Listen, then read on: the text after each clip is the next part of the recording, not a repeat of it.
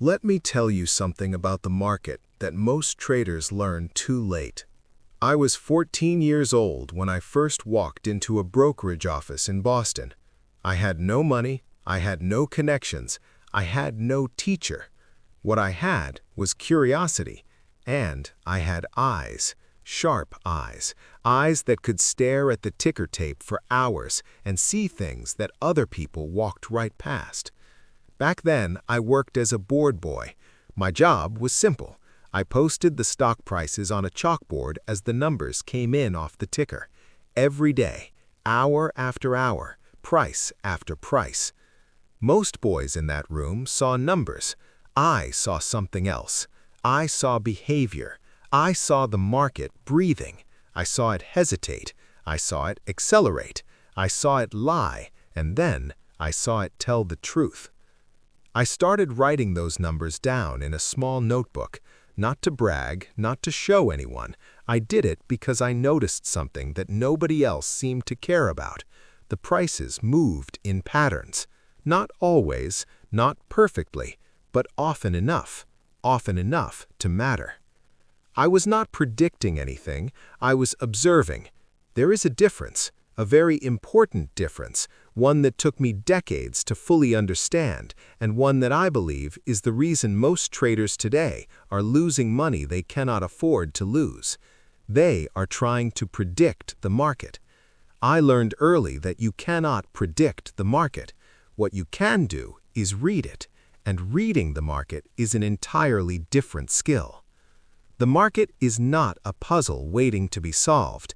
It is not a machine you can figure out once and then operate forever.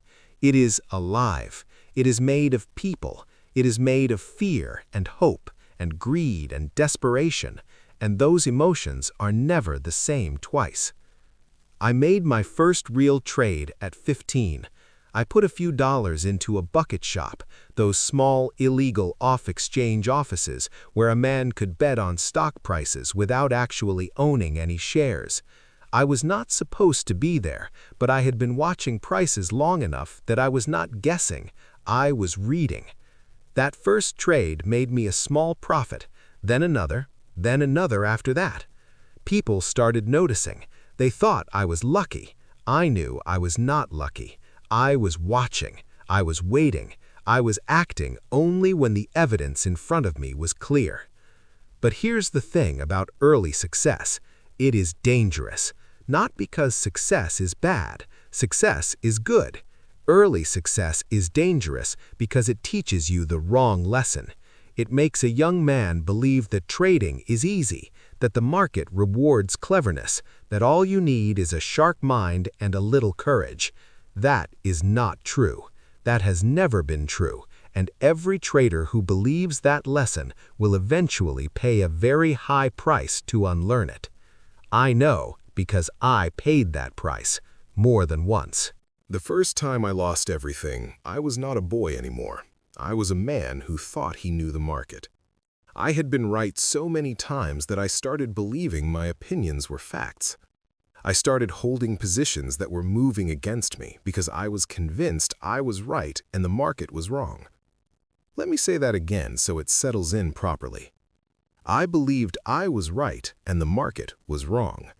That is the most dangerous thought a trader can ever have. The market is never wrong. The market is what it is. The market does not care about your analysis. It does not care about your opinion. It does not care about how long you studied the charts or how smart you think you are. The market will move where it moves, and if you are standing in the wrong direction, it will move right through you. I held a position in cotton once. I had a strong opinion about where prices were going. The price started moving against me. Did I exit? No, I held. I added to the position actually. I told myself I was simply buying at better prices. That is what I told myself. But the truth was I was hoping. I was refusing to accept that I was wrong. Hope is a fine thing in life. In trading, hope is a poison. By the time I finally accepted the reality in front of me, my losses were catastrophic. What should have been a small, manageable loss had become something that wiped out nearly everything I had built. I sat alone that night, and I asked myself an honest question. Was the market wrong, or was I wrong? The answer was obvious. It was painful, but it was obvious. The market was never wrong. I was wrong. I was wrong to ignore what the price was telling me. I was wrong to let hope replace observation. I was wrong to let my ego convince me that my opinion was stronger than the evidence. That night changed how I traded. It did not change immediately in practice, bad habits die slowly, but it changed something fundamental in how I thought about the market. A loss is not a failure, a loss is information. It is the market speaking to you clearly and directly. It is saying your timing is off, or your read is wrong, or the conditions are not what you believed them to be. The market is giving you a message, and that message costs money. The only question is how much you will pay before you listen. A small loss listened to quickly is the price of doing business. A large loss ignored and allowed to grow is the price of pride. And pride in this business is something you cannot afford to carry. I made it a rule. When a trade moved against me by a certain amount, I was out. No discussion, no negotiation with myself, no convincing. Out. That rule saved me many times over. Not because every trade I exited turned out to be truly lost. Sometimes the price came back and I had exited too early. That happened. But here is what I discovered over years of trading. The trades where the price came back cost me a small amount when I was wrong. The trades where I ignored the rule and held cost me everything when I was right that I was wrong. The math is simple. The discipline to follow it is not. Trading must be run like a serious business, not a hobby, not an adventure, not a game, a business. Think about what a real business owner does. He plans. He knows his costs before he opens his doors. He knows how much he can afford to lose before he is in trouble. He does not bet the entire business on a single outcome. He protects the enterprise above everything else, because without the enterprise, nothing else is possible. Most traders do the opposite. They walk into the market with excitement and emotion, chasing after profits, ignoring the risks. They act as if the money they are risking is not real, or worse, they act as if losing it will somehow be made right by the next trade. It does not work that way. Capital is everything. Capital is your business. Without capital, you have no trades. Without trades, you have no income. Without income, you are finished. The first priority of every serious trader is not to make money. The first priority is to not lose money. Those sound like the same thing. They are not. One is offensive thinking. The other is defensive thinking. And in trading, the traders who think defensively first are the ones who survive long enough to trade offensively when the moment is right. I preserved capital obsessively, not out of fear, out of respect for what capital represents. Capital is not just money. Capital is the accumulation of your correct decisions and disciplined behavior. Every time you lose capital carelessly, you are losing more than money. You are losing the product of your discipline. Protect it. Treat it like the most important asset you have, because it is. Now I want to talk about the real enemy in this business, and most traders will not like what I'm about to say. The real enemy is not the market. The real enemy is not other traders. The real enemy is not bad luck or bad timing or the manipulators in the big institutions. The real enemy is sitting right behind your eyes. It is your own mind. Fear, greed, impatience, hope, pride. These are the forces that destroy trading accounts, not market movements, not bad information, your own emotions. I watched fear destroy traders who had excellent analysis. They would identify a good trade, place it, and then watch it start moving against them slightly. Nothing serious, just normal price fluctuation, and they would panic out. Then the trade would do exactly what they originally expected. They were right. Their analysis was right, but fear robbed them of the profit. I watched greed destroy traders who had already won. They would make a good profit on a trade, and instead of taking what the market had offered, they would hold. They would want more. The trade would reverse. The profit would shrink, then disappear, then turn into a loss. And the same trader who was up nicely would end the day down simply because greed refused to accept a reasonable reward. Impatience is perhaps the worst of them all. Impatience causes traders to act before conditions are ready. They see something moving and they jump in, not because the opportunity is clear, but because they cannot stand the feeling of sitting still. They need to be in a trade. Sitting on the sidelines feels like doing nothing. And so they trade when they should be watching, and they lose when they should have been patient. Revenge trading is another one. A trader takes a loss, it stings. He wants to get that money back, right now, today. He goes back into the market immediately, not with a clear head, not with careful analysis, but with anger.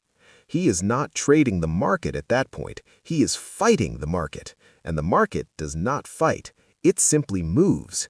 And if you are fighting instead of observing, you will lose again and again until there is nothing left to lose. The market does not know you exist.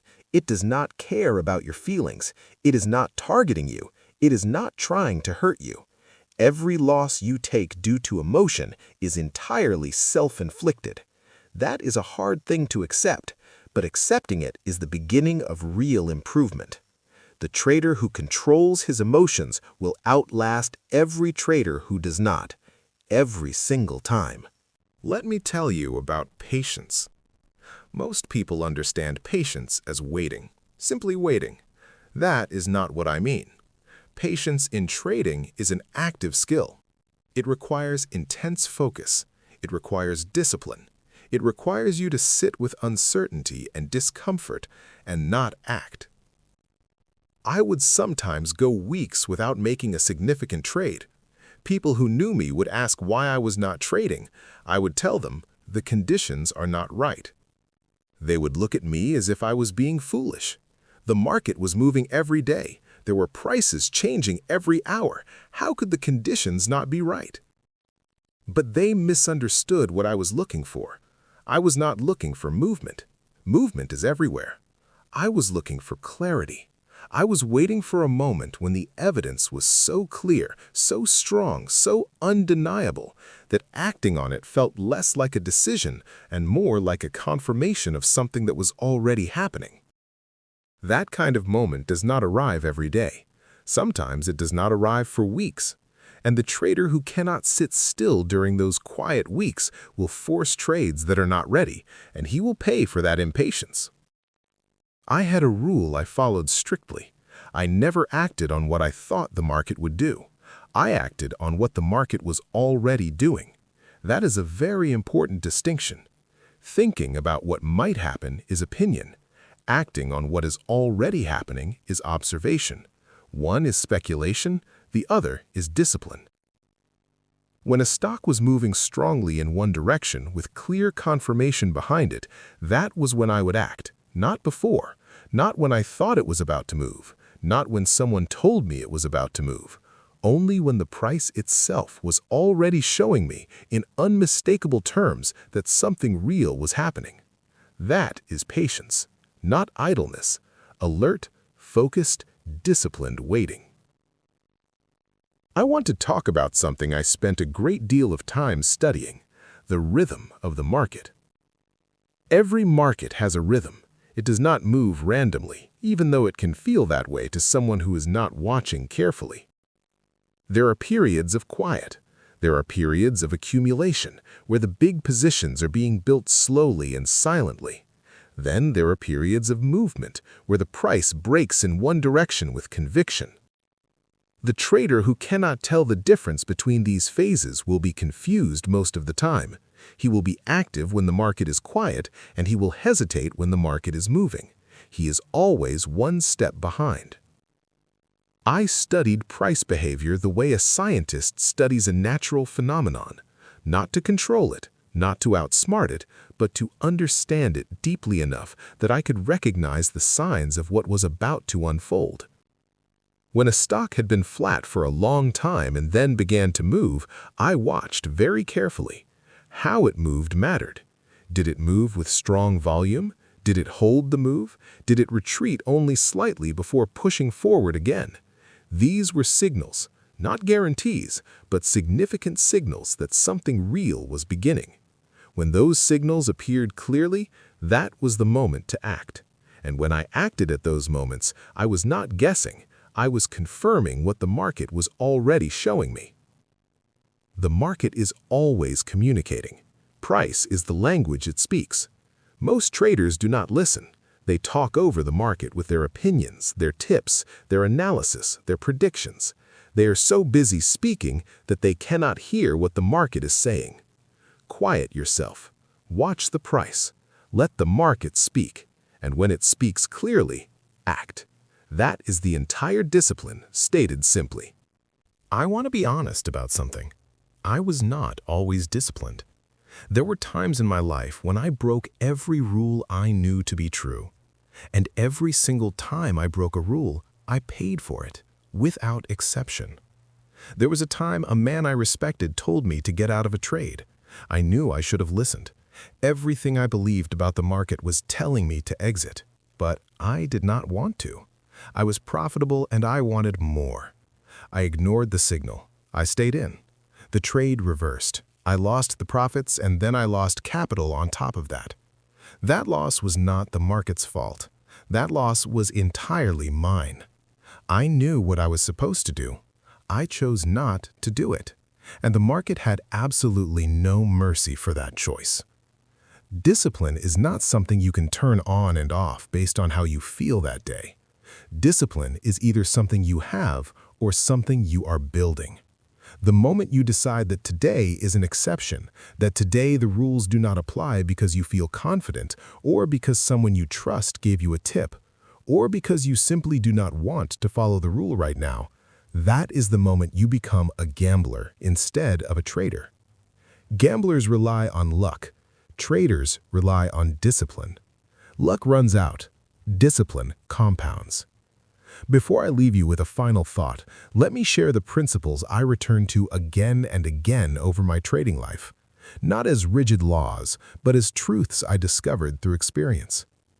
Cut your losses quickly, every time, without hesitation. A small loss now is always better than a large loss later. There are no exceptions to this, none.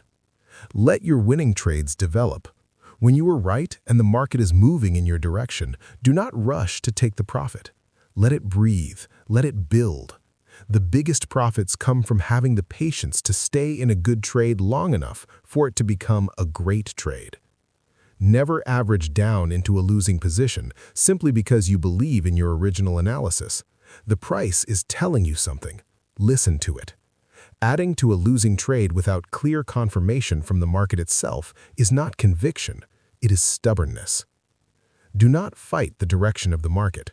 When the market is clearly declining, do not look for reasons to buy. When the market is clearly rising, do not look for reasons to sell.